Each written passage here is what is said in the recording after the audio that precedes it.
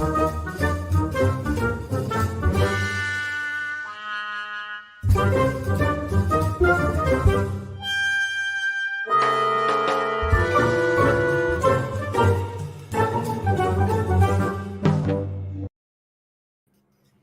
good evening, ladies and gentlemen, boys and girls. It is once again time for the WADcast episode number 152. I am one of your hosts, Josh, joined as always by the guy that just can't get enough of this wonderful duff.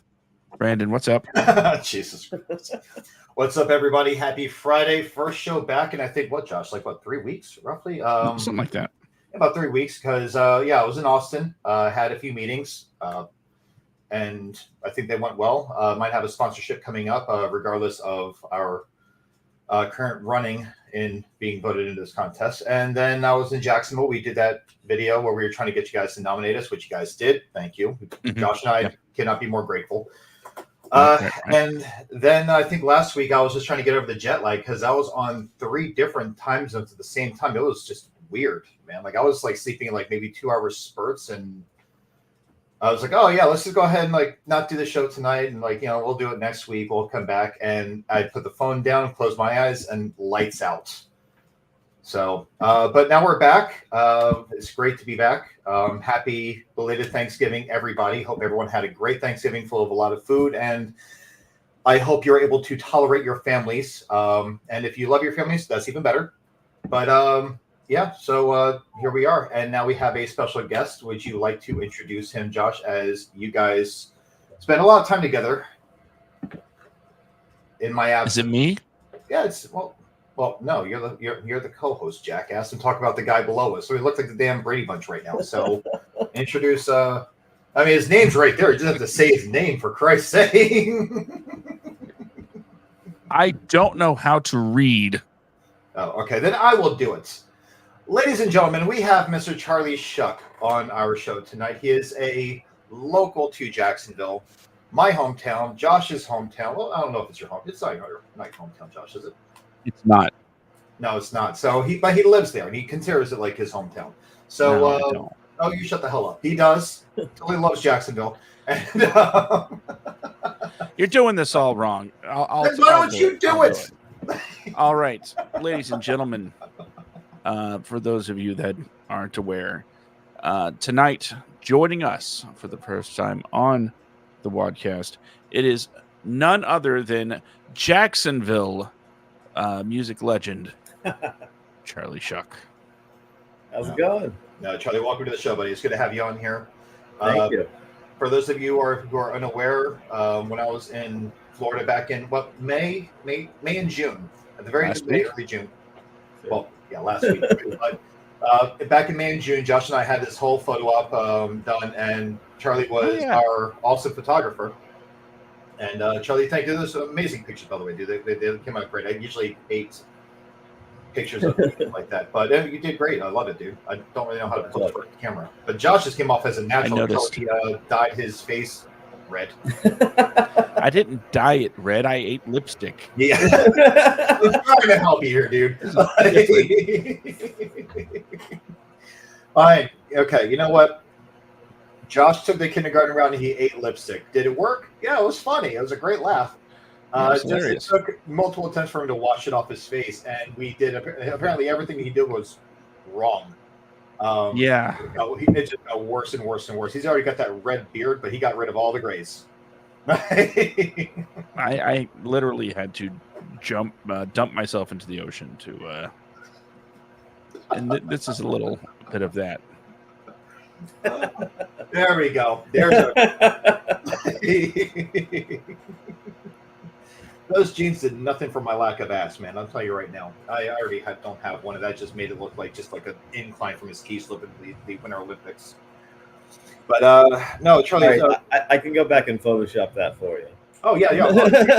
Donk on me, dude. Let's go ahead and get one in there. Put down my Tinder. On Facebook. Oh yeah. If you know me on Facebook and you see me update my profile picture, it's 99% of the time because Charlie has taken a new photo of me. Yeah, And the great thing is that at least that's a good picture. You know what? I'll allow this one time. Charlie, would you be able to Photoshop my face on another picture that is me? I'm just wearing a superhero costume. Possibly. Yeah. I'm sure I could. But... Picture I'm talking about is from one of my jobs I had when I was younger. In my I think I was 20 years old when I did this. Made a killing, just pissing people off for an entire summer. So I need you to Photoshop my face on that right there. Oh, geez. Yep, that's Lighthouse Pete the Pirate. I'll do my best. Send it over. Yep. And fun fact that boat that's behind me there in the picture has since been decommissioned and sank in the Delaware Bay to create an artificial reef or something, I believe. But yeah. But anyway, so enough about me. Charlie's going to come back and he's going to Photoshop my face on this Lighthouse Pete the Pirate picture. But meantime, great show, everybody. Glad we got that done. We have oh man, I want to drink it here. The thing is like Charlie has an event coming up tomorrow night, in which case he's hosting, and I believe you have a few other people with their works in there. Yeah. Right. Okay. So Josh submitted something that y'all did, or he did with someone. What was the name? Disunity. Disunity. What was the name of the guy that you did it with? Oh, Henry R. Nader. There you go. Yes, we've had him on the show too. The show. Yep. Showing that. I've got some stuff as well from my brothers, Philip and Joseph, and then also from my friend Alex. Okay. So it's going to be sort of a three section night with some music videos, and mostly music videos at the start. Okay. Some short films, and then we'll go into the strange thing that I made. No, it's awesome. So I mean, I'm excited to hear all about it tomorrow night. I assume I'm going to talk to Josh at some point on Sunday. Obviously, I live in Los Angeles, so I can't really be there like I would want to. But I was kind of regret not going back into the back room of Rain Dogs. Oh, by the way, everyone, he's hosting this over at Rain Dogs in 5 Points in Riverside, Jacksonville. It's I kind of regret not going back there, but my mind was just I was trying to distract myself from how cold I was. I was freezing. I was only a jackass wearing flip-flops, t-shirt and shorts. Everyone else had jeans and flannel shirts on and beanies and everything else. I was not prepped for that weather, dude, at all. But there was only a way to know the temperature before you get to a place. First off, smartass, I did not know we were going to be out the entire night, and we were supposed to be up earlier in the day to do our things. I'm so bad about checking the weather. I open the door, I feel what it feels like right then, and I dress for that, and then. Well, I mean, it's Florida, so it could be completely different. Exactly. That's exactly what I was about to say. It is the wonderful state of Florida, a very temperamental place when it comes to weather. The weather people are strictly only really paid just to, I guess what the weather's going to be. Yeah, it's just I can imagine it's the an weather educated people, guess, but yeah, it's a guess. Well, I mean, I imagine. Okay, this is a movie podcast, so I have a movie. At least you hope it's an educated guess. I have a movie comparison for this, for what I believe the weather people are like, or what they watch as a training video, and it's Robin Hood Men in Tights. The scene when Robin is walking up to the watchtower and Blinken is up there. It's like, Blinken, what are you doing up there? Guessing? I guess no one's coming. Just imagine the weather people watching. It's like, oh, that's what we do. Okay. Well, I guess it's going to be sunny. Something like that. I guess it's going to be a little cloudy and possibly rainy. Who knows? Might be sunny, might be rainy, half and half. It's going to be 50% coverage today of rain. We'll never tell you which 50% because we don't want to be wrong. Oh yeah, Jacksonville's so large that could be so many different places. Oh yeah. Is it going to be rainy or is it going to be sunny today? The weatherman says, yes. Probably. All of it. It's Florida. Well, I mean, in all fairness, again, I remember when I lived right before I met you, Josh. I lived in this apartment on 2nd Street. Yeah, at the corner of 2nd Street and 2nd Avenue South in Jacksonville Beach with 2 of my friends. And we would always have like these garage parties because we had a garage walking into to go into our 2-story apartment. We had a friend of ours that lived right next to us that had a garage.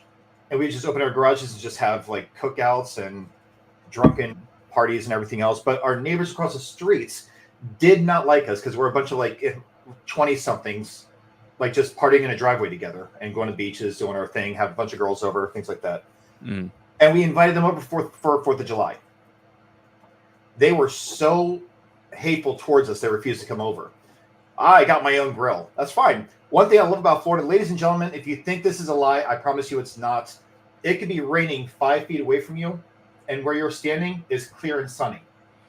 Yeah. So we're on this side, and it is just beautiful on this side on 4th of July. Over on that side, where these guys live, it is just a downfall. It's a torrential downfall over there. And I see these guys on the front porch just like staring at us, like just shaking their head. I'm like, we got beer. We got a grill. You think they'd come over and hang out? They just called the cops.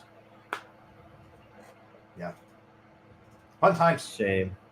But anyway, that is my little segue into something unrelated to our show. Meantime, now Josh, don't you make that face? You and I do this all the time. We always like go off in little tangents about stuff. Yeah, but usually it's tangents about not stuff always, not show always related. No. Well, it is show related. Like, you both live in Jacksonville, and I'm just reminiscing about living in Jacksonville because it makes me a little bit more homesick and gives me like more of an edge to be like, oh my god, I need to be back there. So, could you imagine you and me, Josh, hand in hand, next to each other, doing the show live? Holding hands, huh? We could be. Yeah, I can somehow imagine that. Are you open to the idea? Honestly, I'm not hating it. Ooh, I like it. Yeah, we could get a lot of things written. Like we hold hands here. I'm a righty, so I have to control this side of the keyboard. So while I'm doing this, you got the other side. We'll just write together. We'll just try to see what we can type out as a script, and we can actually say it's written by Joshua Chitty and Brandon Junk at the same time. It's not a lie. We're not sending a script back and forth. We're doing it together, writing like this on one keyboard. We need to do a video of that. So we're both like click, click, click, click, click, and then we turn to the camera like.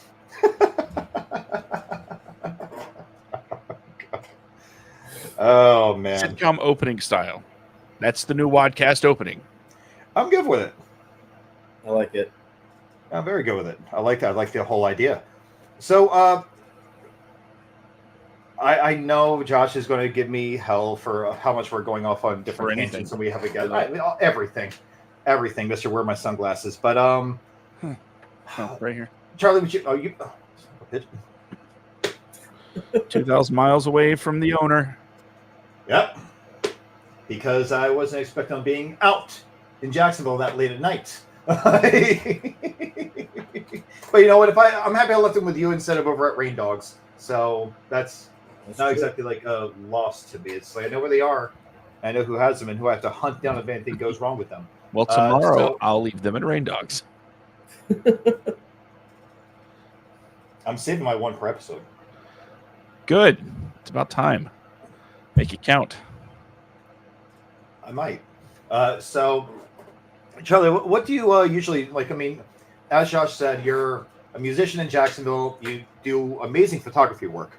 Thank you. I wish we actually had some of the samples, unless Josh has some on your computer, some of your work that you've done with photography. Is it related to film? Kind of yes and no, but like there is like BTS photography and everything else. But you also have made you've also made a short. Yeah. I don't know how much we're going to talk about with that because I believe that's what you're premiering tomorrow night. Yeah. Okay. So when you did this, we don't have to talk about the actual subject matter unless I don't want you to give anything away that you're going to be showing off. Again, the premiere tomorrow night. I remember you telling me a little bit about when I saw you about 2 weeks ago, I believe. So roughly, when you put together, what went through your mind when you were like editing everything, when you were filming what you filmed? Is it like, do you have like a narrative that you're putting along with this, or is the whole thing just going to be like a narrative with what you're adding into Well, the narrative is sort of abstract, and the video is very abstract. The narrative is told through poetry and soundscapes originally. It was just an album. Okay. And it's just the type of stuff that I make at 3 a.m., by myself, and, a few people will listen to. Okay. And so the video sort of started in the same manner, where I had just a bunch of random footage that I had taken that I started putting together and then forming those into... It's hard to explain, really, but it's basically just... It's almost like the Windows visualizer. Okay. Did you ever just sit and stare into that as a kid? Or as a young person? Times. That's sort of how it feels to me. It's kind of like that. The visuals can just sort of wash over you. There are subtle things in there that hint at an emotional narrative, if not a structurally story narrative. Okay. The basic premise, if I had to like get down to it and like explain it, would be it's basically the minutes of brain activity after you die. Oh, okay. It's if you want to get sort of pretentious about it, but mostly it's just a bunch of nonsense. I mean, as long as it's something that goes like well with the show. I mean, I've seen plenty of nonsense that comes on. I think it's interesting, and that's all that really matters. Usually, like when we do stuff, largely we do it because there may not be an end vision that we have with something, but it's especially with the more abstract things. What's the one genre? Experimental, I believe, right, Josh? It's definitely in that sort of category. But yeah, if who was it? Was it Andy Warhol that did the 12-hour film that was just a shot of the Empire State Building? If you can call that a film, I can call this a film. I know exactly what you're talking about. I put way more hours in work into this than he did. Yeah, and Andy Warhol, I'm sorry for all you artsy people. Andy Warhol was just way too overrated as a artist to me. Andy Warhol, I think he was a brilliant mind. I think he was just like... Some of my favorite art from him is just the interviews he would give. No, the interviews are great. They would ask him questions. You just... yes. Yeah, his interviews are great. I'm talking about like his actual like art and his film. No, his art and his filmmaking. But it's like he wasn't a man of like a ton of words. Like with me, I never shut the hell up. He wasn't one of those people, but like he also wasn't even on the in between of that. He didn't really say a whole lot. Like, but it's just I don't know. I would look more forward to seeing yours. Speaks. No, the art didn't really speak a whole lot. So, no. Was that him that did the 12-hour? I've got to look that up really quick. I'm curious. I'm pretty sure it was him. You might be right. It's been a long... I feel like Kubrick may have done some weird shit like that when he was young too. I'm pretty sure he did some weird stuff like that. Oh God. Well, I think if you went to film school, you've made some weird shit. I've made some. I've made some absolutely weird ass things when I was in film school. Just stupid things I thought were amazing as like a 22-year-old, 23-year-old. Looking back at like 41, I'm like, I thought that was good. Man, I suck. And one day you'll get better. Someday. I mean, I would like to think that bad. Or like me, just wait 2 years and eventually say, let's just show it. Yeah. Well, it's been 10 years. I got the thing. Because the album turned 10 years old this year. Back in October. Yeah, that's right. So when I realized that, I was like, well, I should celebrate that. And showing this weird video seemed like the proper way to do it. Yeah. My brother gave me the idea of showing it one time only, and then like I'm not going to post it online though. If you want an exclusive, I think I'm going to make it public on my YouTube page just during the screening. Okay. And then it'll go away again. So if anybody that's remote that wants to tune in. Well, if you would like to send me a copy, I'd be more than happy to watch it privately. You can tune in on the YouTube channel. I will happily tune in on the YouTube channel. You know what, Josh? I don't need you. I'm asking politely here. He doesn't have to. God.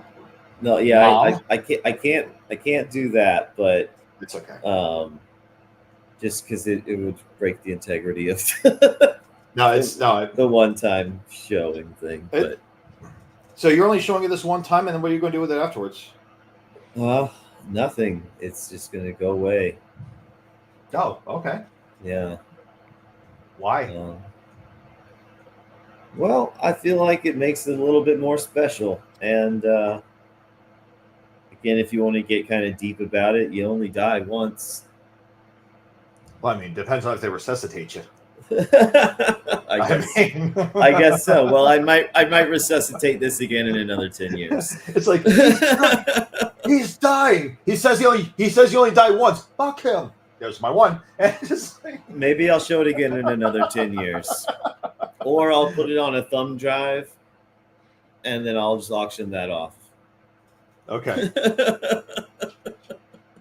Well, I think there's something very special about there being an event like this, to where you are either there and you have the experience, or you're not.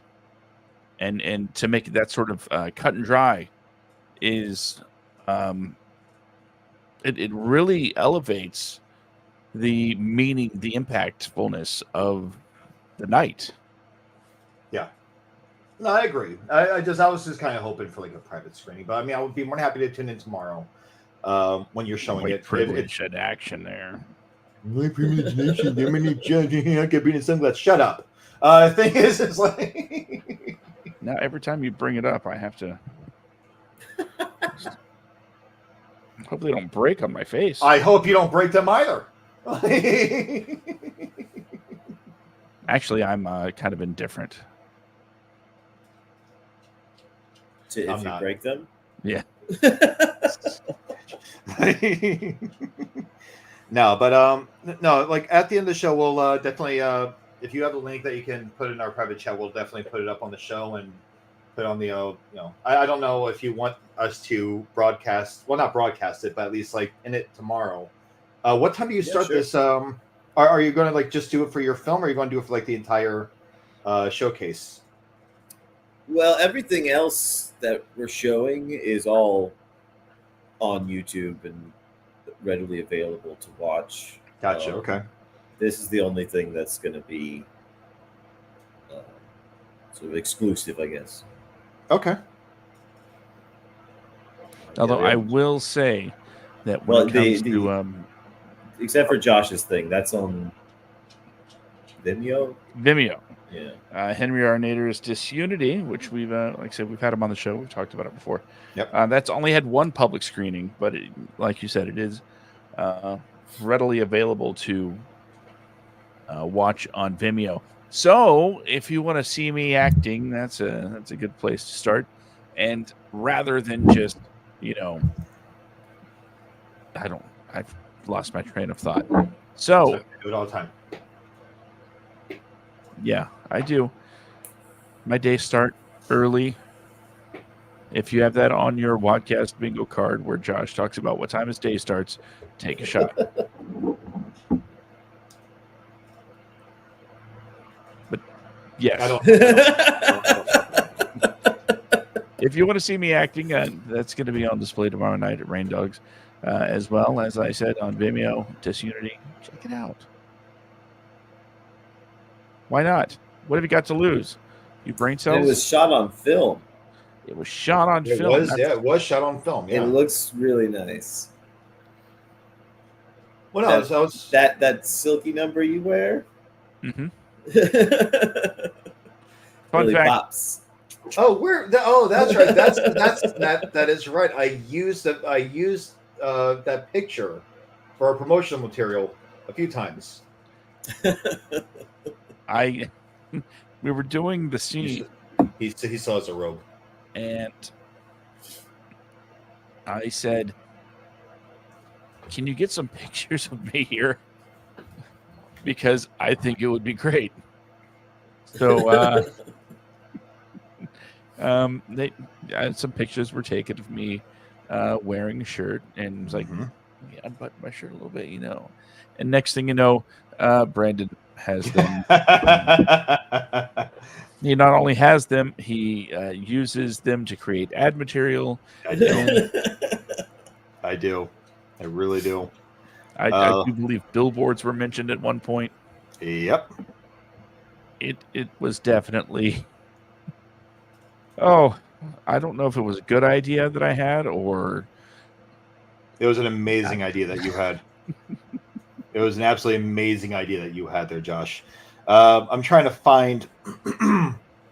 Let's see what you were talking about with the whole billboard thing.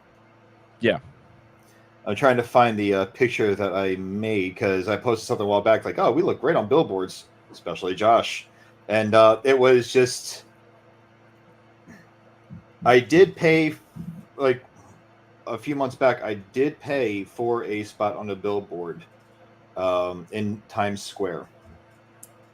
It was only for like, I guess it was like, for 15 seconds, it cost me $80.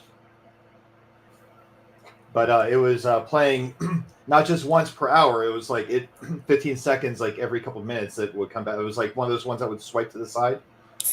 And I completely forgot that I even did it because I was dealing with so many things. So I'm going to have to do it again. But I had a friend notify me about it. And yeah, it was hysterical. Let's. If I were to send you pictures of the things that I've done for our promotional material, Josh, would you post them on the show for everyone to see? I'm sure Charlie's curious about this stuff, especially one that I used to view. I can throw them up. Yes. Okay. So, but meantime, while I'm doing this, Charlie, back to you. What are your thoughts on tomorrow night? Like, what kind of crowd are you facing? Do you know like how many people are showing up for this? And I don't. No, I have no idea how many people are going to show up. I never made like an event page or anything, so it's sort of just. Hopefully people show. I know that some people will show up, but yeah, I'm excited. I've been pretty nervous and stressing myself out over the past couple of weeks, trying to just get the playlist of everything in line and how it make sure it flowed right and stuff. And, I think I got it. I printed out the program, so it's set in stone now. Okay. But yeah, I'm excited. I think it's going to be fun. I think it'll be interesting. I've got some special editions of the original album and just the book of poetry. Oh, nice. Okay. Some special. Got 10 copies of each, so they're very, very limited. As well, keeping the whole thing very small in terms of availability. But the album is readily available on Bandcamp and has been for the past 10 years. Gotcha. Okay. Now, are you handing those out at the event, or are you selling them at the event? They will be for sale. The CDs are 10, the books are 15, or you can get them both for 20. And the books also come with a download code for the album on Bandcamp. Okay. So you can listen along. Gotcha. Here.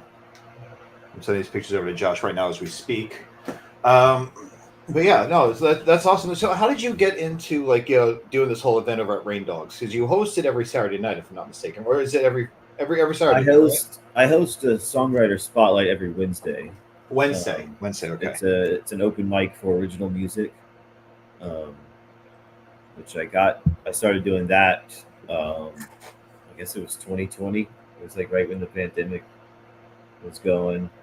Oh yeah. So we were like doing the whole open mic with like everybody masked up and singing into the microphone masked up and like yeah, you got I remember they had wiping down the microphone the whole in thing, between everybody. Like it was a whole thing, but we had to they needed to keep the bar open, so we needed to keep things happening there. Yep. And we built up a nice crowd of really good songwriters. But the night has been going since they opened. So I'm the third or fourth host of the Songwriter Spotlight. Okay. And so happy to keep that tradition going. So you've been doing this every Wednesday since 2020. Yeah, around mid 2020, I think it was that we started. Okay. Oh, so you started around the time that we started the show here. So, man, okay. So I can hear my dog going crazy in the other room here. I don't know if the paw claw skids on the wood floor coming through the microphone here, but these guys are loud out there. No, that's awesome though. It's I didn't realize you were doing it for that long. So then tomorrow, with who you have on the show, how did you get people to add their things, add their material to your thing that you've been for? That was easy. I just asked Josh, I asked my brothers, and then I asked my buddy Alex, who I've known since high school. Okay. And they all just said yes, and so that it was just a matter of them sending me stuff and me picking things out and then trying to arrange them in a proper order, which I stressed myself out over entirely too much. I get it. I mean, that can happen. When you try to arrange everything like that, it's what's the longest, these shorts, are they going for 5 to 10 to 15 minutes or?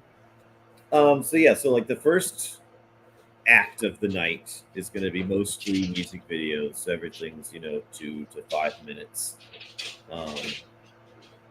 And then the second half, or the second third is going to be mostly short films, which are I think the longest one in that section is 13 minutes.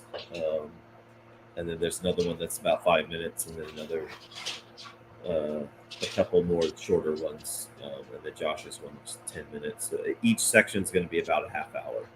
Okay. A Happy Death is about just under 35 minutes. So I just kept it like that. And then there's 2 intermissions, so everybody can go get drinks and use the bathroom and stuff. Gotcha. Okay. Refresh. So there's 2 10-minute intermissions or so. No, gotcha. Okay. Well, Josh, what do you got, man? Well, I think one, you talked about how it's been kind of stressful putting together everything, going over every piece, literally every piece, watching everything. You didn't just get material from people and just plug in holes. It sounds like you really put some thought into order and how it would kind of build up to the theme of the evening. And honestly, that sounds like something, whether people will notice it directly, it'll stick with them as they think about the things that are going on throughout the night and how it's going to affect them emotionally. That is the sign of, I'm not sure what the job is, but whatever it is called, sounds like you're doing good at it.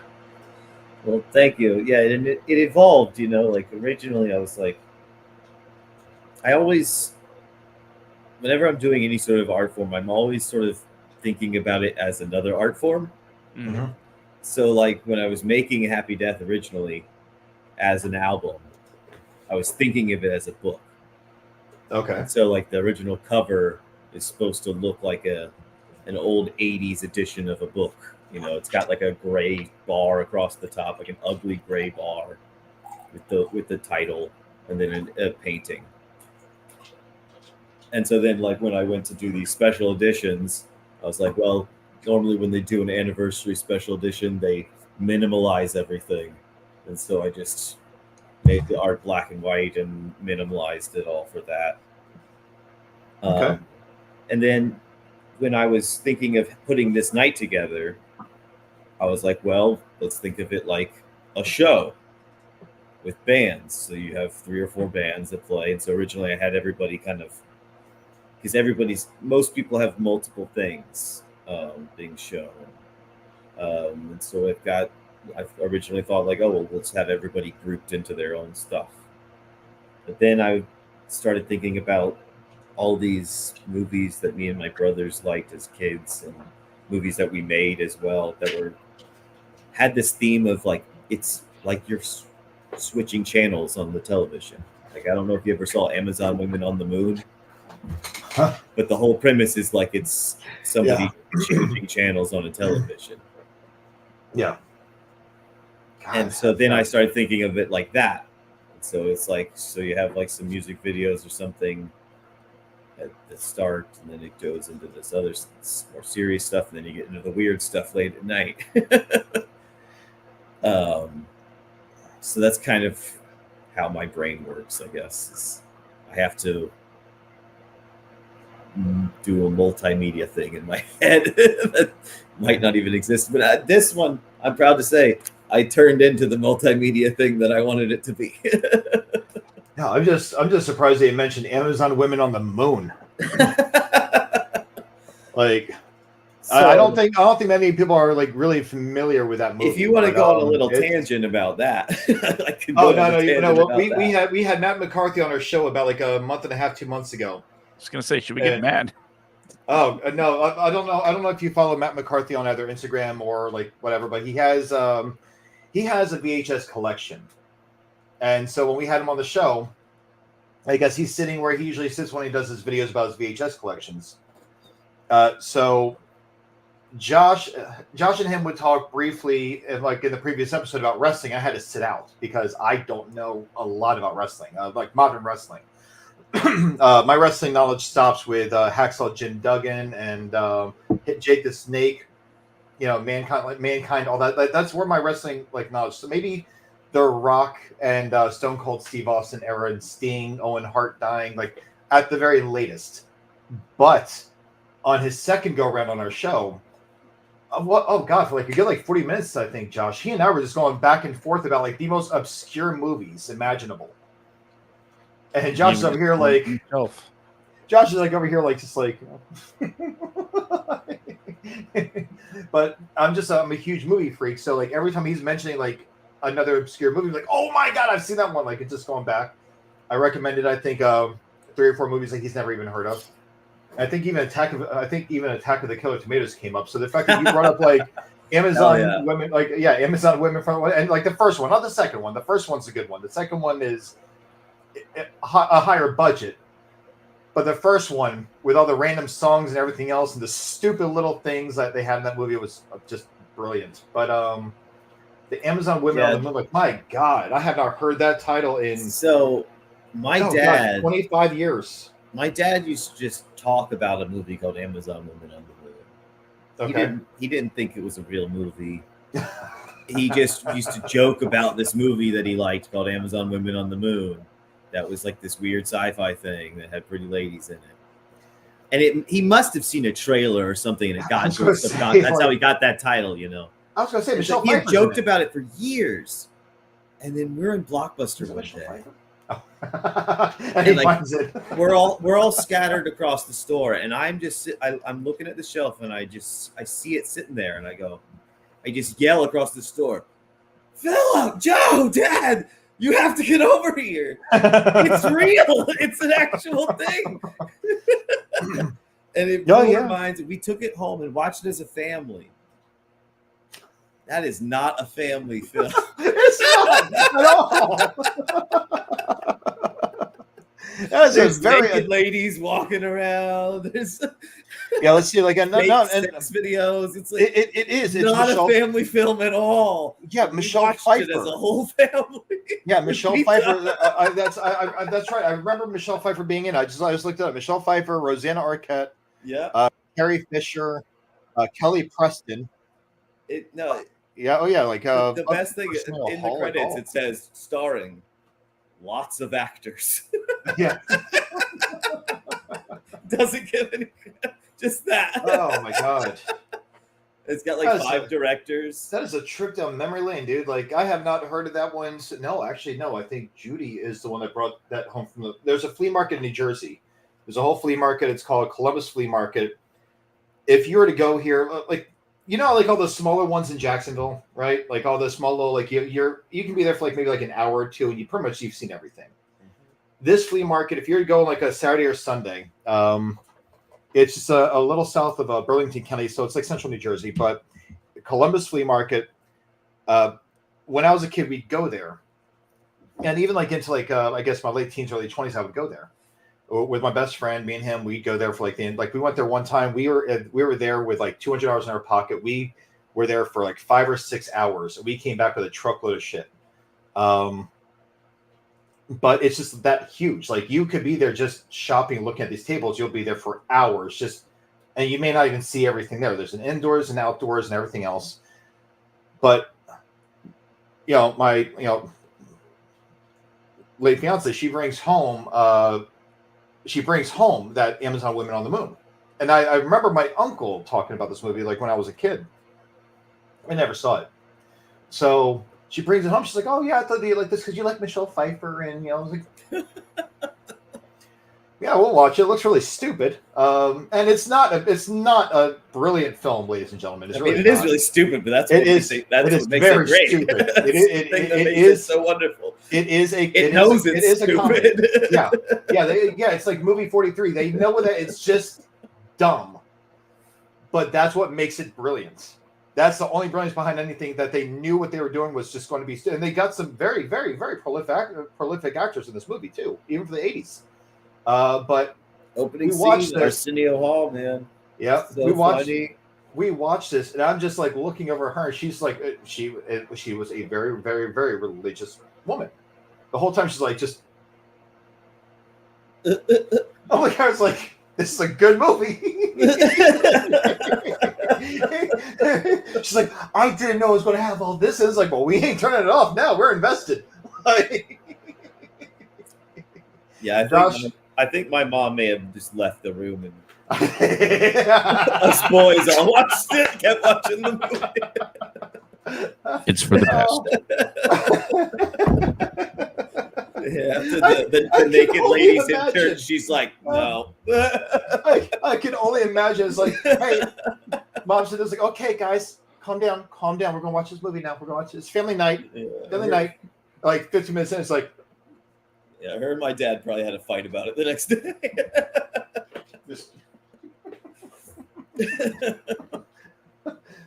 You knew what you got. We didn't. None of us knew what it was going to be. Oh my god, that's great. Listen, we've all had that movie that we've watched with a parent, and if you are of like a more sheltered upbringing, I don't want to say sheltered. If your parents are more on the conservative side of things, and they are watching this, like, well, I don't even want to say conservative, like the more religious side of things. And they're watching something like you have like these people that are actually very weirded out by watching certain movies with their family members. With me, I've never given a shit at all. I'll watch whatever's on. I don't feel weirded about anything, but it's like it's up to someone else's discretion as to whether or not they're going to be comfortable with this. But I've heard stories of people putting in a movie with their family, and then just now there's stories of actors and actresses. Actually, I think Josh, where they mention like when they were like in a nude scene or something like that, they'll watch a movie with their family and they forgot that there was this nude scene in this movie. How does one forget that? Right, I got paid to be naked here. I got to grab my charger real quick. 1 second. Okay. You guys continue. No, it's like there's been notes notate like, well, I remember there was one where she knew she was gonna be naked. It was not Emma. Oh god, I forget the actress's name that played the girl from Game of Thrones. What is her name? Game of Thrones. Oh god, make me do this. She was also in Terminator Genesis. Genesis. It's on the tip of my tongue. I cannot think of her name. Beautiful, beautiful actress. But let me see here. She watched Game of Thrones as full of nudity. God.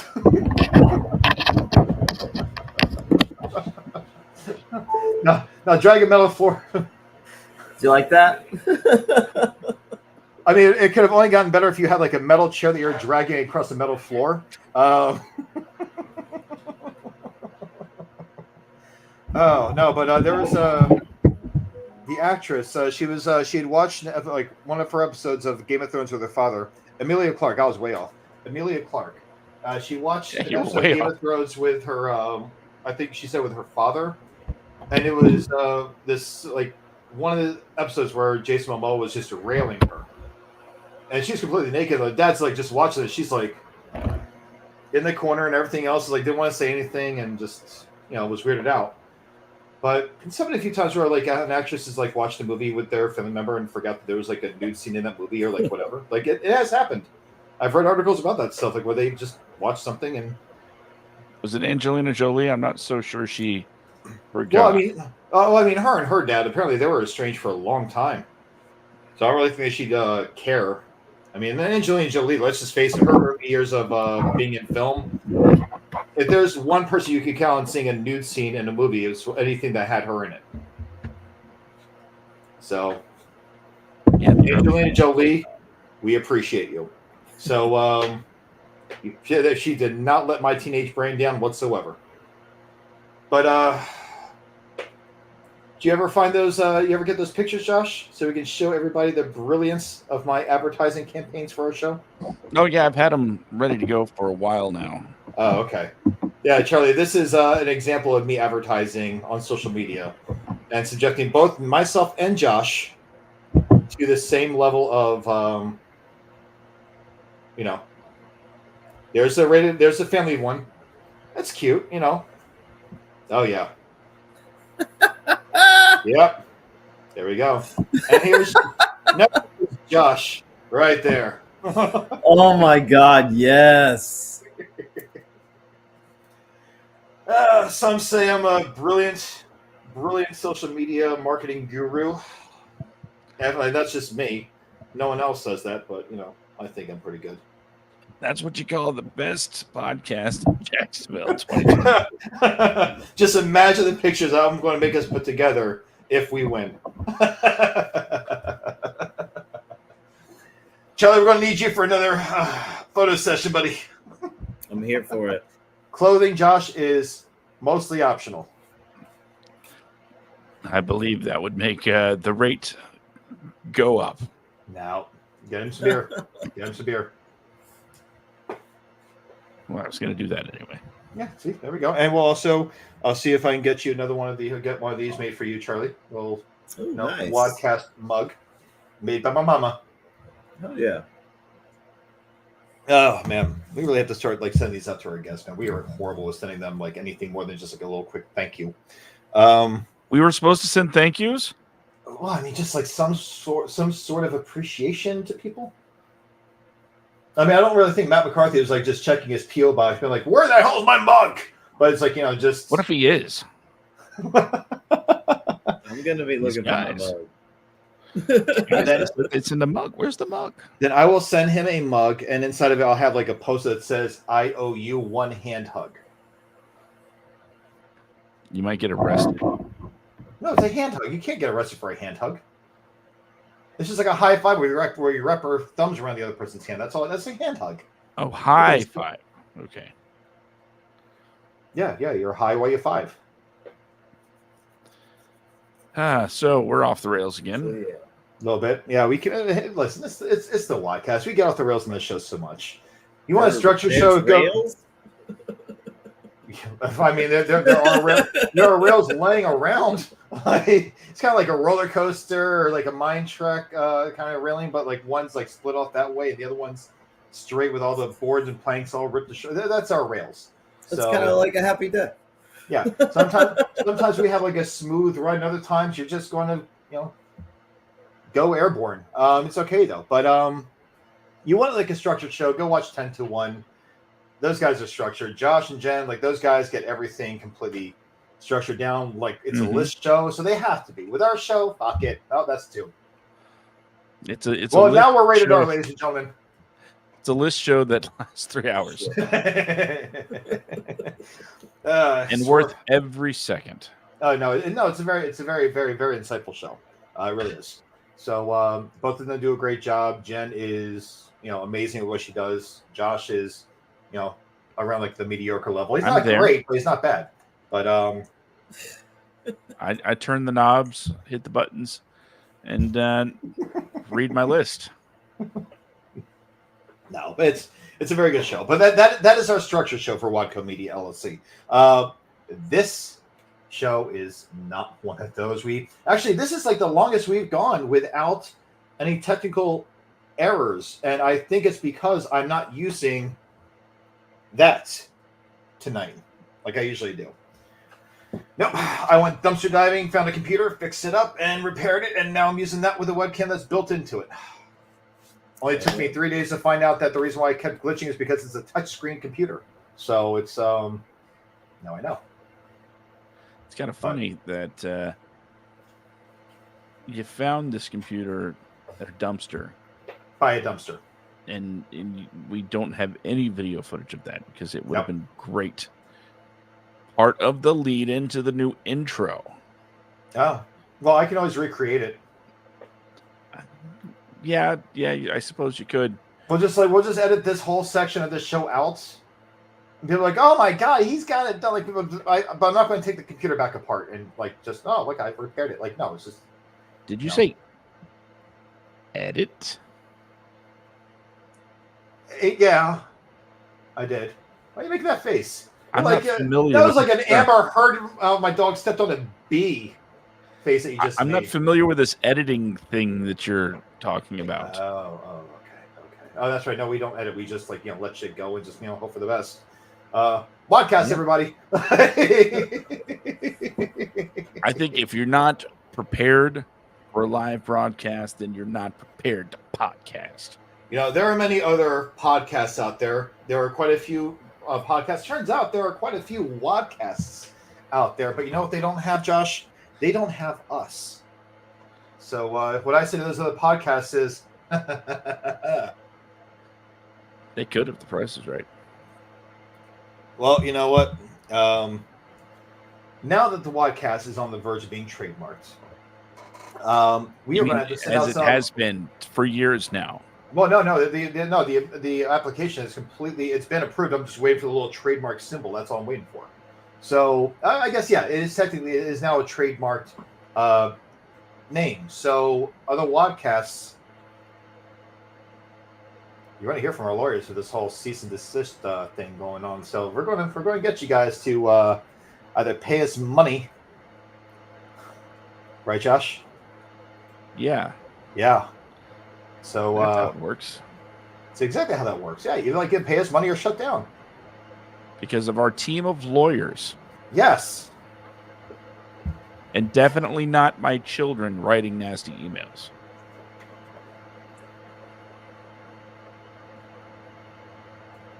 You think your kids would? That'd be awesome. I've already talked to them about it. Anyway. Sweet. So, Charlie, what's up? Since you're the special guest tonight, we should probably talk more about what you got going on. You know what? Let's rewind instead, because I caught something that you kind of slipped by on us a little while back.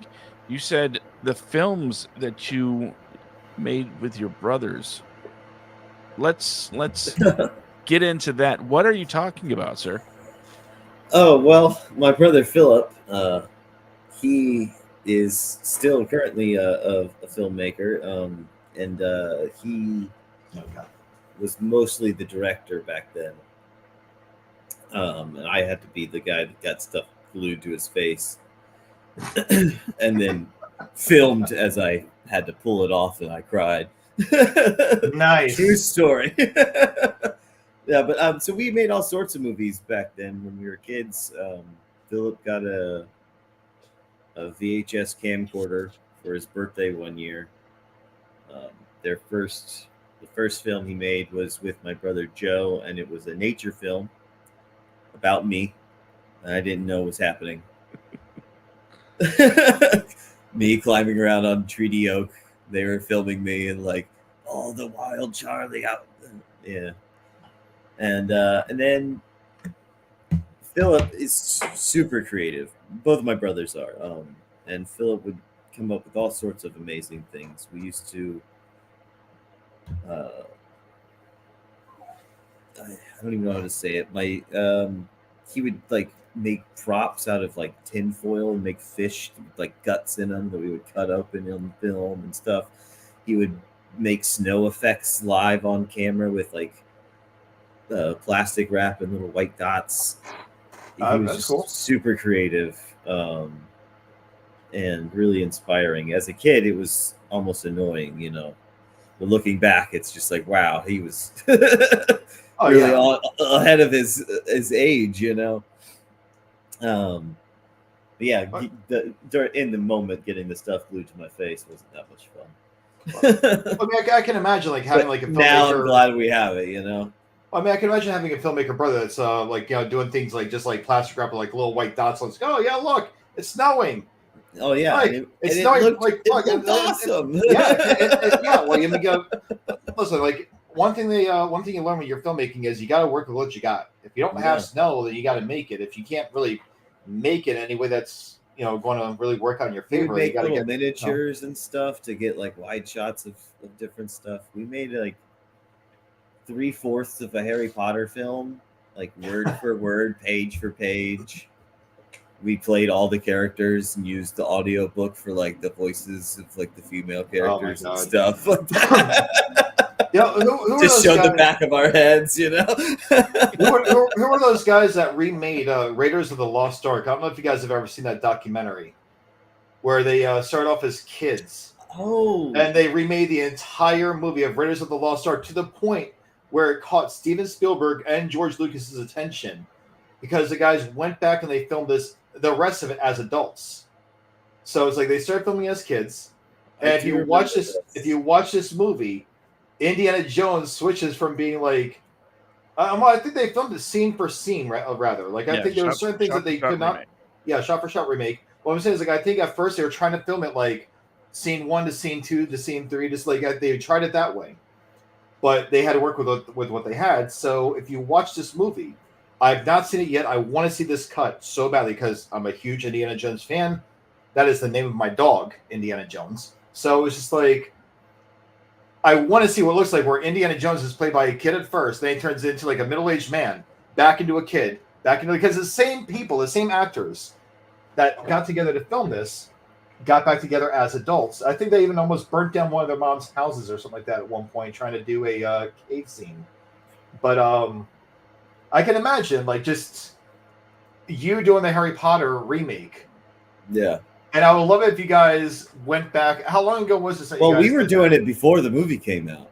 Okay, so you're going back to like we were the original. Warner Brothers did the remake of us. That was just the I'm gonna get very proper with this. Was it the Philosopher's Stone or was it like one of the later books? Well, it would have been Sorcerer's Stone because we were in America. I know. That's why I said I don't want to get proper with it because it's originally named the Philosopher's Stone, much like how. Over in here America, we got the Sorcerer's Stone. I honestly now would say Philosopher's Stone because that's an actual thing. Yeah. And Sorcerer's Stone is not a thing at all. But that's what I'm saying. That's what I was saying. That's why I want to get proper because over here we had Teenage Mutant Ninja Turtles. Over in England, they had Teenage Mutant Hero Turtles. Yeah, and ours was the right one that time. Yeah, no.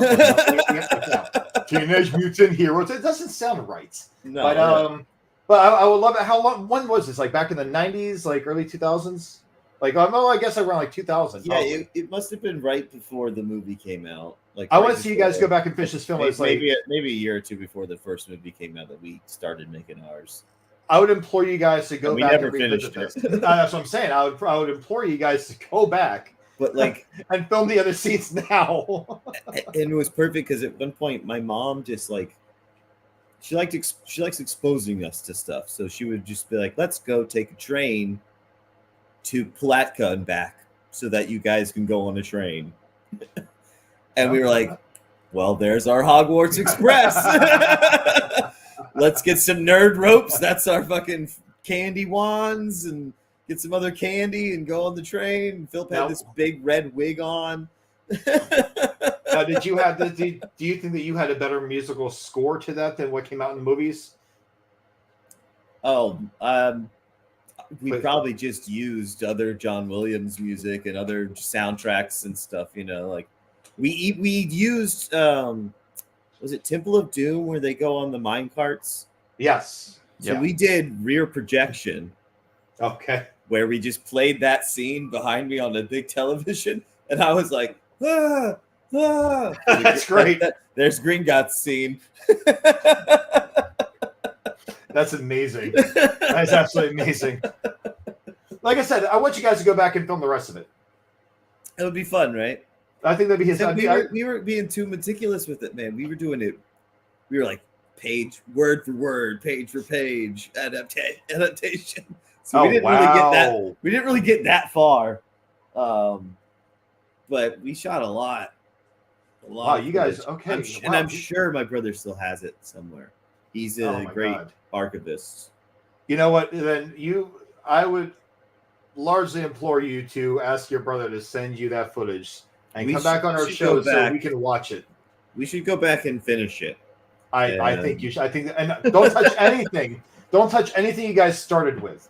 Actually, keep it to where you're like teenagers and like little kids, and then be like, okay, you know what? We started. We started to film when we were young. We shot out at Big Talbot Island, and it was about my character getting stranded on this island, and he like washes up to shore with a suitcase. And so we always have sort of dreamed about going back and just being like, time passed, and then just he's still on the island, and like, because you could totally do that from a kid to now, Oh yeah, especially when I had my long hair. Oh no, it would have been great if you went before you chucked your hair off. It would have been great if you before you chucked your hair off. Now I need to just lose all the weight, so I look like I've been on an island for 20 years. There you go. I'll grow my hair out in the meantime and let this scraggly shit go. Just look really gross for a while. That's actually not a bad. That's not a bad idea. Huh. I think it could be really cool, especially if we continue shooting it on VHS. Oh, you mean Oh, that's right. I wasn't even thinking about that. The camcorders. Yeah, that's right, man. Actually, that one may have been on what it was. I think it was called Super VHS, which are like the slightly smaller, the smaller ones. Yeah, like this big. Yeah, because he got one of those eventually as well. Yeah, they have the little adapter to put it in your VCR. Yep. That was always like, this is ruining this tape stretching. I feel like this is not good for it. Oh yeah, no, like even when I was in film school out here back in 2006, we it was digital media production, but a large part of it was still analog because we would spend the night in the editing room digitizing our little tapes that came out of I think it was Sony. It was a Sony DSR. Was it the mini DV tapes? Yeah. Yeah, dude, I remember those. They had a box of them. Yeah, the HVX, the Sony DSR, all these things. That was just looking back, damn, we didn't really do a whole lot Firewire. Yeah. I had to explain to somebody that's about 24 years old that's doing this stuff. Oh yeah, we had to digitize our footage, and I was he's like, digitize your footage? We get bitch. It didn't. Oh, come on, little SD cards, okay? It was an actual. Yeah, man. Yeah, I was in film at Douglas Anderson for 1 year, my senior year. Maybe it was 2 years. I don't remember now. I'm getting old. But in high school, for at least some time, I was in the film department. And yeah, we used mini DV back then, Final Cut. Yep. They mostly just made me write though, because I came in from the creative writing department. They were like, "A writer? You need scripts." I was like, "God damn it!" I was trying to get away from that. Yeah, that was always my thing. Fun stuff. But I found ways to just use their equipment to make my own shit. Well, like Josh is over there, like, look at him, looking all cute. He's all quiet over there in that corner, there at the top. I didn't want to interrupt. No, jump in. Like, like we were talking over each other in Jacksonville. Talk over us now too. You want me to talk about Firewire? Sure. I think it's funny. Firewire. Yeah, like, dude, looking back. Looking back Firewire. Looking I back. Used it. That's why I brought it. Well, that's exactly it. Looking back at the shit that we used to use all the time, dude. Like, I mean, you look back at like just technology and like how it was like used in filmmaking back then, like what we thought was filmmaking then.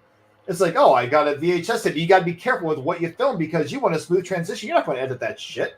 It's going to be on a VHS tape. And you're going to be like, hey, mom, look at this. Put it in. And it's just like, yeah, one shot of someone talking this way.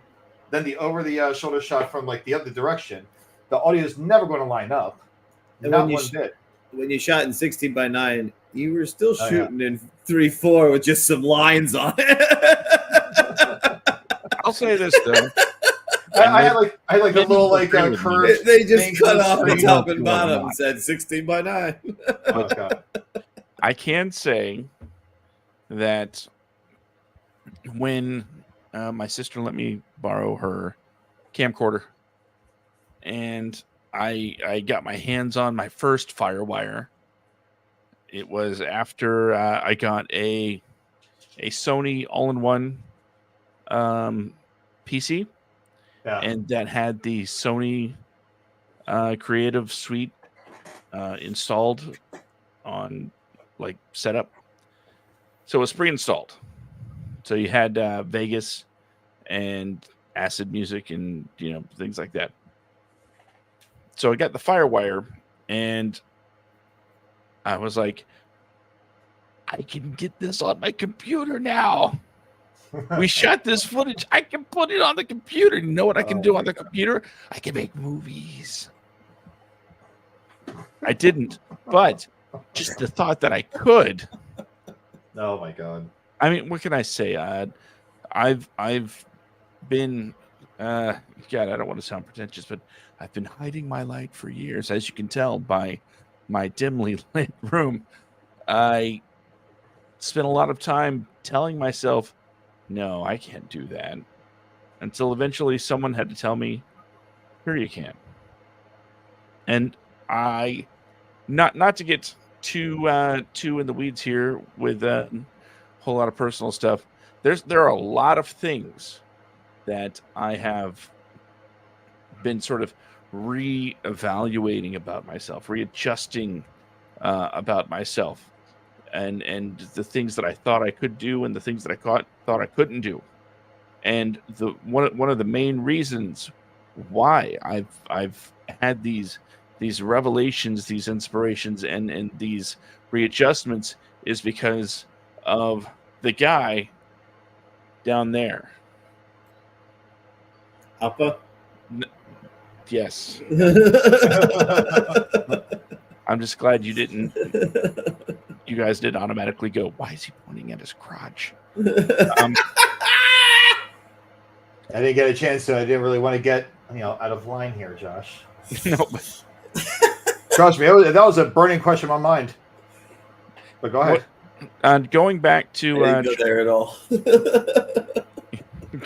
going back to what you said earlier about Brandon's question, Charlie, when he asked you, how did you get people to, participate in tomorrow night's A Happy Death special event? And you said you asked. It's really as simple as that. But what it doesn't necessarily go into is how amazing that you are as a person, and the love and support that you give the creators, not just around you, but like in this whole freaking town. If there was ever a guy that was would cheer you on, it's Charlie Shuck. Oh yeah. I've learned to play stuff on guitar, and see, it's always within arm's reach. And it's because of that guy that said, yeah, you can do it. Like, no, I can't. Yeah, you can. You think so? Of course you can. Yeah. Well, yeah, no, like having someone in your corner like that, it's actually a very, like, like, I'll say this, like, my arms are getting tired just watching you getting hugs from so many people, like when we were outside of Rain Dogs on that Friday. No, I'm serious, ladies and gentlemen. When I was down there, when I was back in my hometown of Jacksonville 2 weeks ago, Josh, Charlie, and I were at Rain Dogs, just meeting up, talking, bullshitting and everything else. And while we're outside just hanging out, like there were I've lost counts of how many people came and said, Charlie, hug, Charlie, hug, Charlie, hug, Charlie, hug. Like, and he's like, okay, and like every other word that he's like telling, like he and I are talking about something, and I can't remember what the hell it was because every other word was interrupted by someone shouting your name and giving you a hug.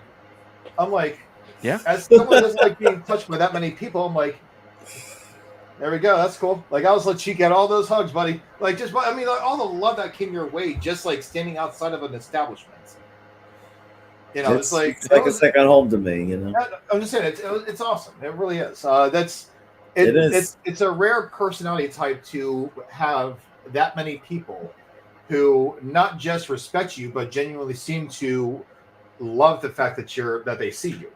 So it's like that's awesome. Like, I mean, it really is.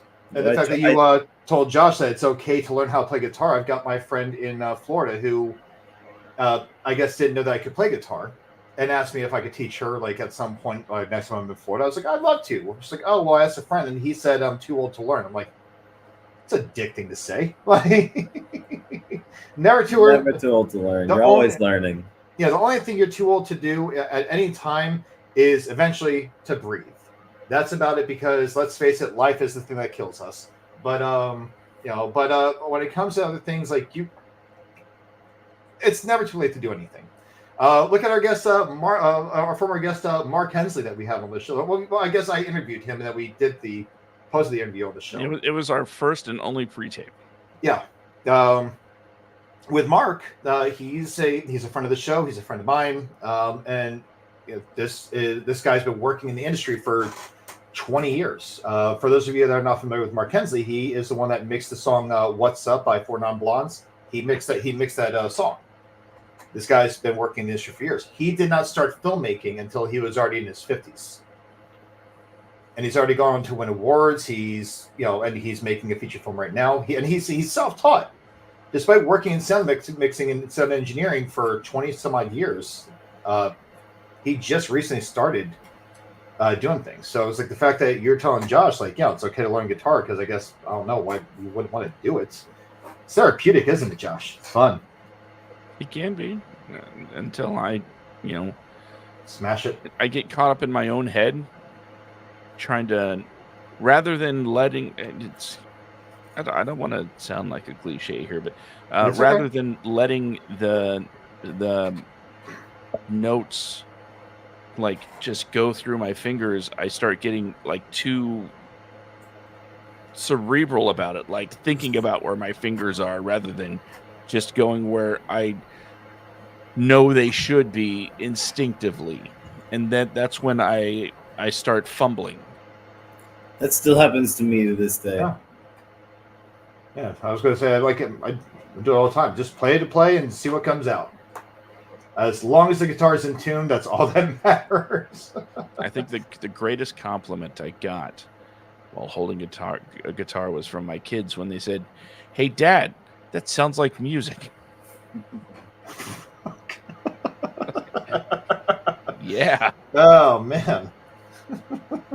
This is why I enjoy kids vicariously through those who have kids. So that's I don't need to be insulted by someone that I give life to. That wasn't an insult. That wasn't an insult. It's a very backhanded compliment. Compared to the insults they said the day before. Oh god. I mean, it's just like he's playing guitar like all this time. Then one day his kid's like, "Oh wow, Dad, congratulations! It sounds like music." Like, it always sounds like music. Yeah, the day before it was "Give it up, old man." Oh no, but No, it's awesome to have someone like that in your corner. It really is. To get you back into doing things or to like get you to try something new and everything else. So, yeah. But like I said, like I mean, seeing all the love that you get from Jacksonville, I'm sure you're going to get nothing but that tomorrow night. There's not a doubt in my mind. I'm looking forward to seeing the live broadcast of it. I really am.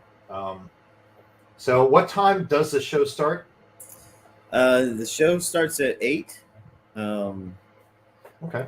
And it's about a 2-hour affair, including intermissions. Gotcha. Okay. Well, that means okay. That's good. It'll be like 5 o'clock my time.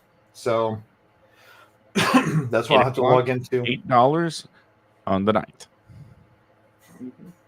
Oh yeah, yeah. That would have been great if it was 8 o'clock, $8 on the 8th. That would have been awesome. But then we wouldn't be doing the show. But no, that's right. It is. It's like what 11:17 out there right now. My God. Mm-hmm. I will say that everybody within the sound of my voice at this moment in time, sorry, people that listen to the downloaded version, this is not for you. Make sure that you are at Rain Dogs tomorrow night and get there early so you can have a place to stake as your own as you watch this magical event unfurl. Yes. And it's not going to be Amazon Women on the Moon. So if you heard that part earlier and you're like, oh my God, we're going to sit. No, it's not going to be tomorrow night. I think you can find out on YouTube somewhere. No, not as good. No naked ladies. Oh, man. No naked people at all. Just a movie. Shitty movie. Just a movie with Michelle Pfeiffer and Kelly Preston together in it. That was, my God. Well, I can show those pictures of Brandon from earlier. If you want. No? The picture, yeah, I don't want. I was just like, that was a one-time thing. So, if you want to see those pictures, go to the Instagram account. They're on the Instagram account. That's a good way to plug the Instagram account. Naked pictures of Brandon. Yep. I do have an OnlyFans too, by the way. I just don't have any content on there. Yeah. How do I put it? Brandon's Instagram or Brandon's OnlyFans is Brandon's Junk. See, it's a play on his name, you see. I think it's Brandon's Secret, or it's either Brandon's Secret or the Junk Man Cometh. You missed a key marketing opportunity with Brandon. Yeah, but you're not going to market my OnlyFans and tell them to go to the wrong one. What if there's a Brandon's Junk one? I've been saying the guy's more attractive than me. I've been saying this joke for literally months. Have you not been listening to the? No, of course not. I do listen to it. I'm part of it. Or are you plugging me in over? Are you plugging me over at what do you call it? 10 to 1. And you're talking about like Brandon's junk over there too. No, we don't talk about you on that show. Okay, good. I don't like being talked about behind my back. It wouldn't be behind your back if you listened to the show. I listened to the show after the fact. I listened to the show after the fact. But if I'm not on the show and I listen to it after the show airs, then it is in fact behind my back. So, as Matt McCarthy would say, I'm begging you, watch the show. Oh God. No, it's I'm looking forward to seeing this tomorrow night. I'm looking forward to seeing the live reaction of everyone. Like I'm sure I'm going to hear all the audience's interactions. Are you going to have like a? Oh, well, it's not a live stream. I'm just going to make the video public for a little bit. Oh, okay. I thought it was going to be like a live. Okay, I got you. And what time are you planning on making the video public? Are you going to do it like during the show, or are you going to do it like? I haven't decided exactly. I'm thinking either just make it public the entire time that we're doing the show. Okay. Or do it only when we're watching Happy Death, but I'll probably just do it the whole time we're there. Okay. Give people a chance to watch it and bootleg it. Gotcha. Okay. There you go. Yeah, all those people that wanted to just like take the link and put it online. Oh, I can bootleg it if you want. Like, hey guys, let's go on fmovies.toz.com. Especially if you're there, you can film it with like people's heads covering up part of the screen. Oh, that'd be great. That's the way. Those are my favorite. I actually on mini DV. There's a bring it all around. there's a short that Josh and I used to joke about when we first started writing together, like back in like 2012 or 13, and it's called Bad Agent. We've showed the trailer on our show before, but when that trailer it went to the Dos Lagos Film Festival last year, and I got this great video of everyone. It was in a theater out on the other side of LA County. I think it's like actually out by Riverside. It's like way out there, the San Bernardino County. It's like an hour and a half drive for me to get there.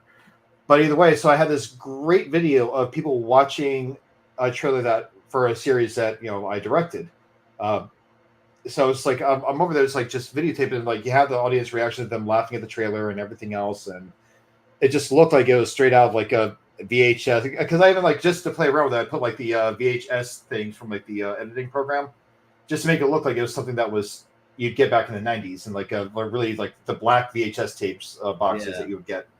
It was fun. So I think that I would encourage you to do that, because once you actually watch that, you put the VHS lines and like the squiggly bent sections like up here and like that one line that's going down. That's already all throughout the whole video anyway. So. Oh, there you go. There's all sorts of VHS glitch stuff in there.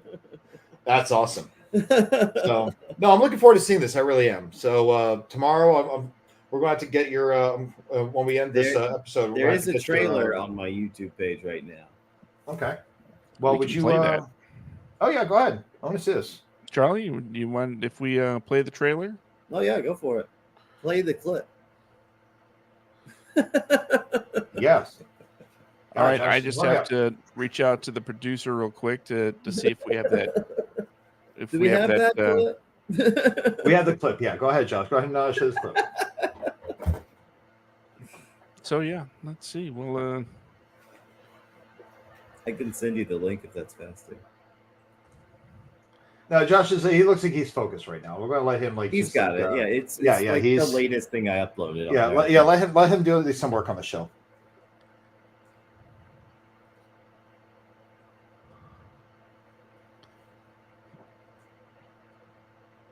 First Thought Best Thought Productions. I like it.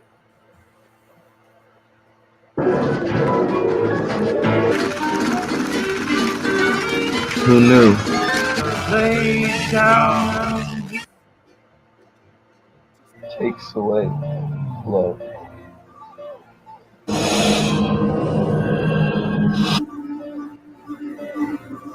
Time changes minds and hearts, makes fools of us, love. But be not doleful.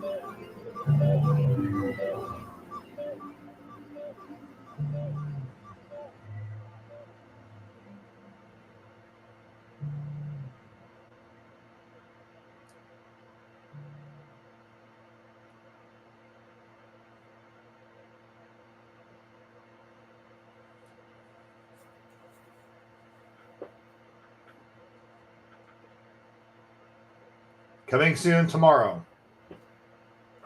When I don't.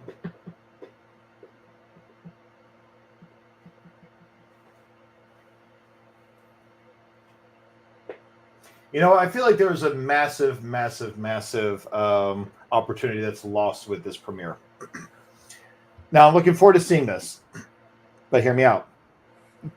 If you premiered it August 8th at 8 p.m. for $8. Well, it turned 10 in October, and I didn't realize until about 2 weeks ago. I wanted to get it in before the end of the year. Just saying, 8. Because I should have just charged 10 and done it at 10 o'clock. Dude. Yeah, but that would have been awesome. But karaoke starts getting crazy at around 9:30ish, so I'm trying to be done before it gets too insane. We were there for the karaoke. We were there for and you had mostly. It gets pretty crazy. It did. We had mostly the seniors. There were like 2 or 3 of them. What's up? I know. I said like mostly good singers. Mostly good singers. They're like one. Oh or two. yeah. It just gets really loud and really crazy. Yeah. Well, I'm just saying like we were right by the stage. We were right there. So it's like I think at first we were sitting at the very first table, right by where they were singing. What I like to consider my table. Yeah. Okay. We were at Josh's table, and just one of the singers was like, I got to go outside here. I can't do this. Like just. I mean, that's karaoke for you. I know. You know what? There was a lady. I used to go to karaoke all the time in Jacksonville Beach over at it's just an empty lot now, but it was Habibi, this hookah lounge. But they would have karaoke, I think, every Wednesday night. I went there, and there's this one woman that was horrible. She was so bad at singing, just miserable at singing. But she didn't think so. After she was done, she would stand there and she would just put like this iron grasp on the microphone. And she wouldn't say anything. She would look around, and then you'd hear someone be like, just one person, like one time, like one person, like, yeah. She's like, thank you very much. And she put the microphone down. She walked off stage like, that's what she's waiting for. She's waiting for an applause. So like after every time she got done singing, she was so bad that people would clap when she was done because she was that bad. She was finally done. And then one time she everybody. Huh? That's my rule. Clap for everybody.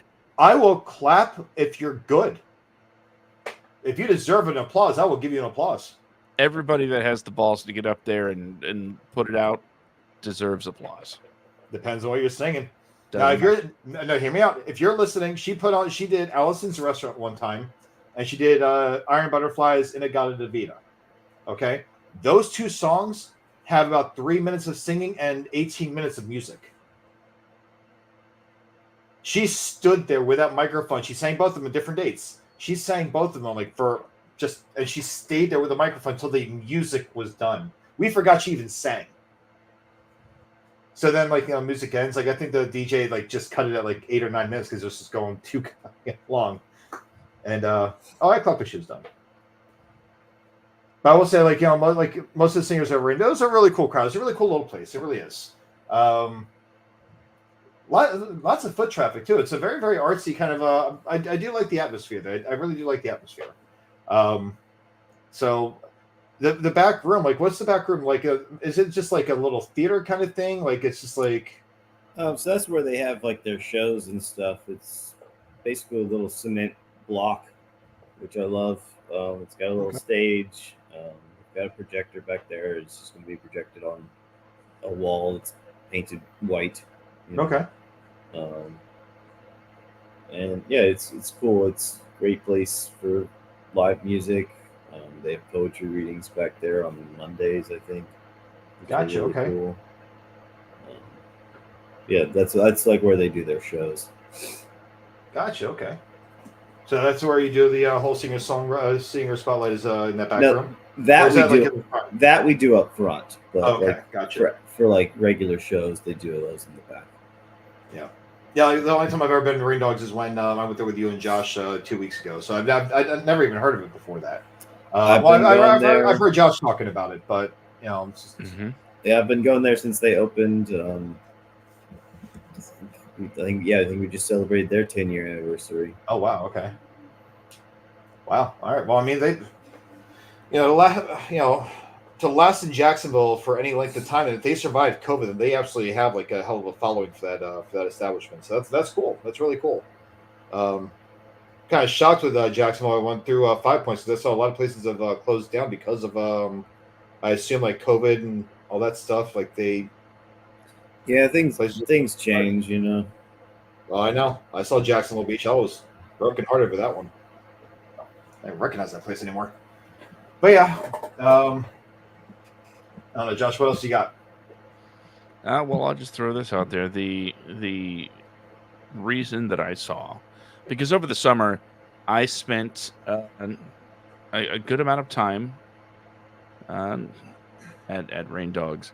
One of the key points of interest for me was the all-around supportive environment that people received when they showed up. It was a very nice way to spend an evening listening to people do things that they love, and in this particular instance, Wednesday nights, Charlie and the the Songwriters Spotlight. It was mind-blowing, especially that first night when I believe even you said, I don't know what happened. Like, all these great people showed up. Yeah, all the greats came out. I'm like, it's for me. We had Rambler came. We had, who else? I think Elise Berlin was out that night. I think Jack Rinke even fucking showed up. Like, yep. Okay. And Seth Holden, yeah. He's featured next week. So close. I'm still in the work weeks. Yeah. That's more right. weeks of that. Then you're off work for like 2 weeks after that, right? Let's see. I've got 2 more weeks of the day job, and then we're off for the winter holidays. So I will be at Radio on 2 Wednesdays. So get ready. To get I'm myself gonna be there. need to get myself a job working a 9-to-5 place. Be sweet. No, I mean, this is what we do full time because best podcast in Jacksonville. This is our full time. Yeah. I'm just gonna let that one.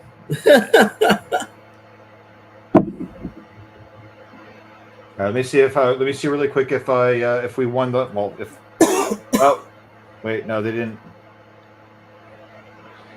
Yeah, it's already been drawn. Oh, you know what I'm thinking is let's see. It's Friday. Not a single number. Yep, nothing. Still broke. What did I even come here for? No, listen. As I said before, I do not win things very often. And usually the things I have won I could not collect on. Birthday party at Burger King when I was 6 years old, got rained out. Did not get a replacement party for that one. What was I think my senior prom? I won a flat screen TV and a PlayStation 2. What the fuck? Kind of my high school had after prom parties. So it was like we had the prom, then they have like an after prom party where you would go hang out. Oh yeah, like the school didn't have a budget for a damn thing, but they could buy all these things for like the kids, for the seniors, for the whatever. But it's like, so they have like the raffles and everything else at this after prom party. They have all these things. But my date, I almost won. I lost my ticket, so I would have had the winning last 3 numbers. Didn't know where my ticket went. I guess whatever. So the next prom I went to was my girlfriend's at the time. The next year when she was like, I guess like a senior, and she got sick. We had to leave, and I won so many things. My best friend, his girlfriend, who's now married to, I gave him my tickets because my date was sick. We had to leave. He won all my shit. And he was like, "Oh yeah, man, I got a PS2. I got this. I got this. Thanks, man. Like, oh, that's cool." Yeah. No, it's okay. I got a free tattoo out of it though. That's what I won when I was 18 years old. That wasn't a mistake at all. So yeah, I didn't expect to win the lottery. That it brings us to a really interesting, awkward part of the programming because at some point we usually come across this well, it might as well be a segment where Brandon goes, "Okay, I'm out," and just bails on the show. But now we've made it all the way to the end, and everybody's still here. And quite frankly, I don't know what to make of it. Okay, then let's end the show if you want to go. Well, it's not. Man. I don't start my new job till Tuesday, so it's like I've got time tonight to hang out and everything else. And plus, I'm still like, again, my schedule's all kinds of messed up. What Josh is talking about, ladies and gentlemen, is when, like, for those of you who are just like seeing the show for the first time, when I was working night shifts and everything else, I had a half-hour drive ahead, or sometimes like an hour drive ahead of me to get to work. We were wrapping up around 8 o'clock my time. I still have to go get a shower, take care of the dogs, and do everything else to get ready to go to work, so I can leave by 10 o'clock and then get to work on time. That's what he was talking about. But right now, I don't have that option. Right now, I'm just like kind of hanging out. That's it. I've got this behind me. I've got my PS2 with like 9,000 games on it. So it's just like I've got things to do to kill time. So I'm just hanging out. Do you want to go, Joshua, Mr. Chitty? It'd be a really chitty thing to do to leave right now in such a bad way. Really? Because I thought it was pretty funny. Oh, it was hysterical. Just a very, very chitty joke.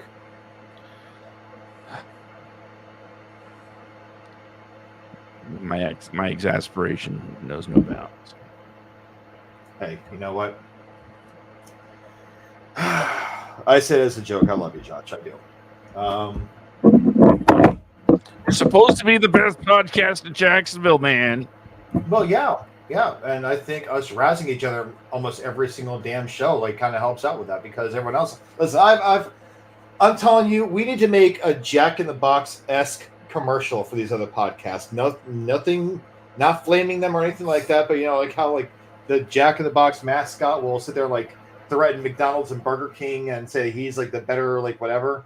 So if you have a problem with that, he rips his sleeves off. He's like all buff. Do something about it. Like, oh, we can make commercials, Josh. I know some bodybuilders out there that I could probably get like a deep fake of my face or your face and just like put their faces on a much more toned body than ours, where they're threatening people for the sake of campaign. I'm sorry, I was listening. What?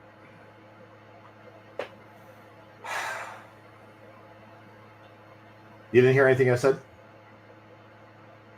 So, Charlie, where can people find your information and stuff that you do online? Easiest way is just go to charlieshuck.com. That'll take you to a link tree, very professional, which just has the links to my Bandcamp, my Instagram, and all that stuff. And what was that? What was that site again? charlieshuck.com. Just my name.com. If you want to be old school, www. There we go. Oh, http / www.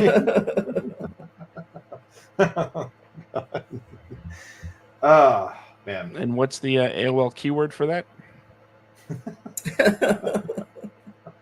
What? Just okay. Yeah. Oh my God. How about you, Brandon? Where can people find you? Oh, well, I have Instagram, I have Facebook, but more importantly, where can we find the WADcast? Now, Instagram is very simple. I have an Instagram, and it's this word right down here, okay? BJacksman1882 is my Instagram account handle. But if you want to go see the WADcast social medias, what you will do is, first off, let's go ahead and start with Facebook, which is going to be http://www.facebook.com/the WADcast. Or in other words, just go on Facebook and just go in the search bar, just type in the WADcast. You'll see a black profile picture with a picture of just like the banner. There we go. That guy right there. You'll see that in the picture. You click on that picture. You'll go to our page. Just follow us, like us, whatever. Show us some love. We'll show you some love back. Or you can go to Instagram. Just go to Instagram. Just type in once again the WADcast. This one you'll see a picture of me and Josh with that logo right there up here in the corner. And you'll see us standing in front of it. And it's a photo done by the talented Mr. Shuck. That way, right there. He is the one who took the picture, but you go to that Instagram account again, follow us, and that's it. That's where you can find us. So yeah, Facebook. I have gotten tons of friend requests since the show has started. I have about like a lot that I don't answer to. Guys, I don't accept many friends on Facebook. But everywhere else, follow me and I'll follow you back. But Josh, what about you? What is your where can they find you on the World Wide Web? You can't. I've never been online. Oh, yeah. That's right. This is all not an online thing. Yeah. No idea. That's a Jay and Silent Bob. What the heck is the internet? You see, they're making another one. I did. I'm excited. He's gonna kill one of them. You know he's gonna kill one of them and just try to make us cry. I mean, as well as I keep killing them off. Like, I want them to live so you can go back and revisit them when they're 70. Or just kill off another random member of the Hicks family. Like the cousin that was in Mallrats. Oh yeah. See, I want them to go back. I want them to include Zach and Miri make a porno into the VOSQ universe at some point, because technically it is part of that universe. Technically. Because one of Dante's cousins was the news anchor in that movie. So, did I pitch to you my idea for a new Jay and Bob movie? You did not, but since Kevin Smith follows our Facebook page, why don't you go ahead and tell us all about it, so maybe he gets an idea and gives you a writing credit. Okay, well, it goes like this. I always thought it would be funny to see Jay and Silent Bob do their shenanigans in Florida. So I thought, how would we get Jay and Bob to Florida? Well, the only reason they ever go anywhere is to stop a movie from being made. Okay. So again, what movie could they stop from being made? So what they would end up doing is Jay would find out that his kid is in a movie or is going to be in a movie. And he's like, yeah, that's awesome. You know, snoochy boochies, you know, that kind of thing. And when he finds out, you know, like what the production is, that's when he, you know, finds out it's like a Zach and Miri thing. And he's like, what? No, we got to stop that movie from being made. Come on, Silent Bob, we're going to Florida. You did tell me about this. Well, I mean, there is, they also left New Jersey to go, what was it, Silent Bob's fascination with the crying game or something like that? No, they were looking for one of those John Hughes towns. That's what I'm saying. Like you know, from the crying game. Oh no, you're right. They went out there to look for they went for the John Hughes town. They ended up going to an abortion clinic because, you know, that's where, because, you know, they put out. Oh God. So that Kevin, was my pitch for a Jay and Bob movie. Huh? So that was my pitch for a Jay and Bob movie. I'm down for it. I would love to see Jason Mewes run into Jason Mewes. Or Jason Mewes run into Seth Rogen and he's like, wait, have I seen your junk before? Yeah. And Jay's like, maybe. Oh God. Because it kind of gets out there every once in a while, doesn't it? Man, you saw a full frontal and full behind shot of that thing too. Well, anyway, so you can go to wadcomedia.com to find out all the information you need about me, including all of the social media stuff, where to go to follow, where to go to like, where to go to rate, review, and subscribe to all of the things that we do here, not only at the WADcast of Wadco Media. It's a wonderful day to be a listener to the WADcast, because guess what? The WADcast, because of you, has been nominated to be Folio Weekly's Best Objects 2023 Best Podcast nominee. I think I said that already. But the job's not done yet. We're not done. The work begins now, because if you would be so kind as to vote for us every day. Okay, that might be a bit. No, every day every day. Every single day. If you have your phone handy, you're watching this on a PC, there's a QR code right down there in the corner. If you're listening to this at a later date via download, you can go to tinyurl.com/WADcast vote, and that'll take you directly to, hey, vote for the WADcast to be Folio Weekly's best podcast of Jacksonville 2023. That's what we're aiming for.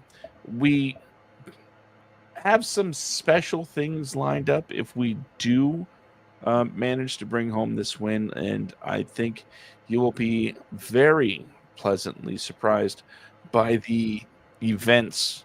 That's right, I said events that are currently in the planning stages. And it would kind of help to just bring home the prize so I can wear it. Hey, Josh. Josh. Yes, Brandon. Where's my lollipop in that picture?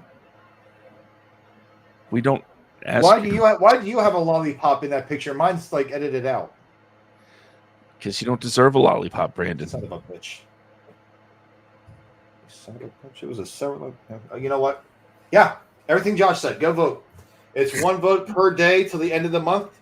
Per one email. vote. I'm sorry, per email. One vote per day per email till the end of the month. Last day is December 31st. Yes. So the drawing is, I believe, on January 17th. So everybody, go vote. It's not a drawing. They're not going to go, I'm sorry, the results. See who the winner is. The results of this I are going to be believe on there's some January sort of 17th. counting involved. Yes. So go ahead and let's go ahead and just flood the voting, guys. Help us out. You guys got us nominated. You guys got us on the ballot. So now it's time to go do the rest of the legwork. Help us out. Show some love and just get us in there so we can have that beautiful little badge to put on our page. And that's really it, guys. Just help some brothers out here. So, well, you know what it's time for then. Yes. Go ahead and have your final thoughts. Charlie gets to see it live. Yeah. Good. All right, here we go.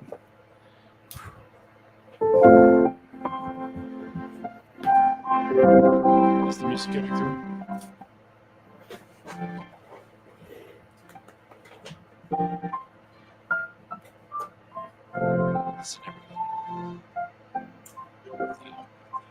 Oh, wait, no. Shut up. Can't hear you.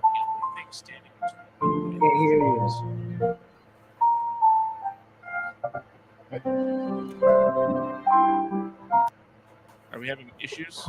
I'm doing a selfie with the show. I couldn't hear you. Fine, I'll go back to the other music. Better? Yeah. All right. Remember, everybody, the only thing standing between you and your dreams is you.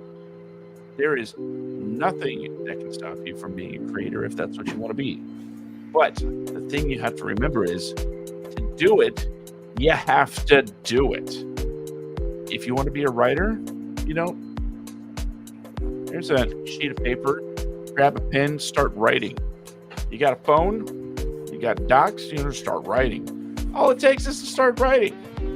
If you want to be a director, take your phone, start directing stuff. If you want to be an actor, start writing things. If you want to be a anything, just start doing it.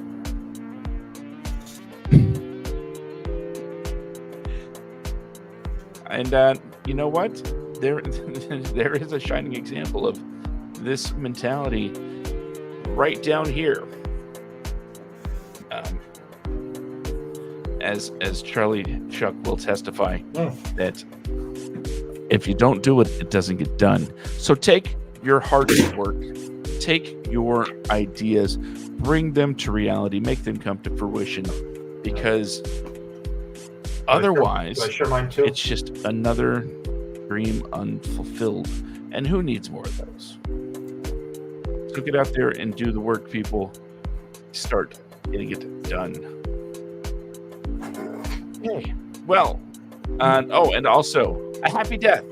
Rain Dogs, Jacksonville, Florida, tomorrow night, December 9th, $8. 8 p.m.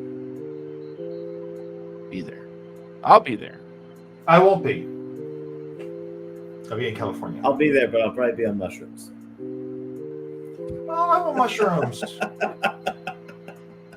So this has been episode 152 of the podcast. Thank you all for joining us here tonight. I'm Josh. That's I'm Brandon. Down there's Charlie. We hope you all have a great, glorious, and wonderful night, and we will see you next time.